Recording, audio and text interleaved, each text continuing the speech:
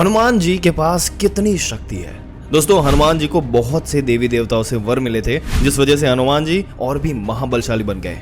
Number 1, Suryadev. Suryadev ने हनुमान जी को अग्नि तेज का सम्मान दिया था। नंबर 2, यमराज। यमराज ने हनुमान जी को वरदान दिया था कि उन्हें कभी भी यमराज का शिकार नहीं होना पड़ेगा। नंबर 3, कुबेर देव। कुबेर देव ने वरदान दिया था कि कोई भी किसी भी युद्ध में इनको परास्त नहीं कर पाएगा। नंबर 4, भगवान शिव। दोस्तों, शिव जी ने हनुमान जी को किसी भी स्तर से ना मरने का वरदान दिया था। नंबर 5, इंद्र देवता। इंद्रदेव ने उन्हें वरदान दिया था कि उन्हें अस्त्र से हनुमान जी के भविष्य पर कोई असर नहीं पड़ेगा। नंबर 6, ब्रह्मा जी। दोस्तों, ब्रह्मा जी ने हनुमान जी को वरदान दिया था कि वो अपनी इच्छा के अनुसार कोई भी रूप धारण कर सकते हैं। दोस्तों, कमेंट में जय बजरंगबली जरूर से लिख दीजिएगा और ऐसी जानकारी पाते रहने के लिए फॉलो जरूर से कर दीजिएगा। हनुमान जी के पास कितनी शक्ति है? सबसे पहले जय बजरंगबली कमेंट में जरूर से लिख दीजिएगा और हमें फॉलो जरूर से कर दीजिएगा। चलिए बताते हैं दोस्तों, जितना बल 10,000 हाथी में होता है उतना बल एक दिग्गज में होता है, और यहाँ पर 10,000 दिग्गजों में जितना बल है उतना बल इंद्र देवता के एक ऐरावत हाथी में होता है, और जितना बल 10,000 ऐरावत हाथी में होता है उतना बल इंद्र देवता में होता है।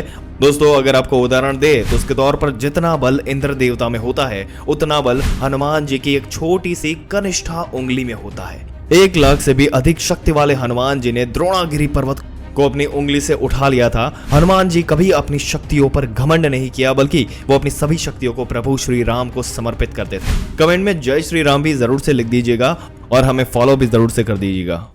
हनुमान जी की सूर्य देव को चेतावनी। दोस्तों, बताते हैं इसके बारे में, पर सबसे पहले जय बजरंगबली कमेंट में जरूर से लिखिए और ऐसी जानकारी पाते रहने के लिए हमें फॉलो करें। दोस्तों, जब लक्ष्मण जी को मूर्छा आई और भगवान ने सोचा कि ये सबसे बड़ा संकट कौन हर सकता है, उन्होंने हनुमान जी से कहा कि तुम जाओ और संजीवनी लेकर आओ। तो जब हनुमान जी आकाश में चले उस समय सूर्य देवता निकले हुए थे, और अगर सूर्य देवता इधर निकल जाते जहां लक्ष्मण जी लेटे हुए थे तो उनकी जो भुजा जैसे भाई है, जिनको श्री राम अपने दाहिनी भुजा कहते थे, वो पृथ्वी छोड़ जाते। तो हनुमान जी ने बताया सूर्य देवता को इसलिए छुपे रहना जब तक मैं संजीवनी लेकर आऊं, और बस तभी प्रकट होना जब भगवान, जब संकट यहाँ पर जो है निशा वो मिटा दूं मैं यहाँ पर, नहीं तो क्षमा करना, अंजनी पुत्र से आपका पाला पड़ा है। और दोस्तों, इसी प्रकार लक्ष्मण जी को बचाया गया। कमेंट में जय श्री राम जरूर से लिख दीजिएगा और हमें फॉलो जरूर से कर दीजिए।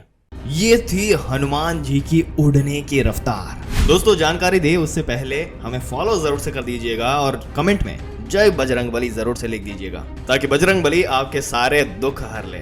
दोस्तों, हनुमान जी जब लंका से हिमालय की ओर संजीवनी बूटी लाने चले तब उनके उड़ने की गति कितनी थी उसके बारे में आपको बताएंगे। लक्ष्मण जी जब मूर्छित हो गए तो सब लोग हैरान हो गए थे कि इतनी दूर से संजीवनी बूटी लाना संभव होगा या नहीं।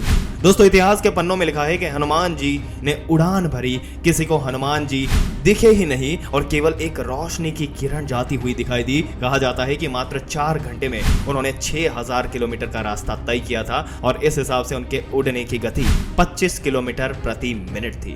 बोलो जय बजरंगबली कमेंट में जरूर से लिख दीजिएगा और हमें फॉलो जरूर से कर दीजिए। राम सेतु बनाने की आवश्यकता क्या थी जब हनुमान जी अपने हाथों में इतने बड़े संजीवनी पर्वत को ला सके? रीजन आपको बताते हैं दोस्तों, फॉलो जरूर से कर दीजिएगा और कमेंट में जय बजरंगबली जरूर से लिख दीजिएगा।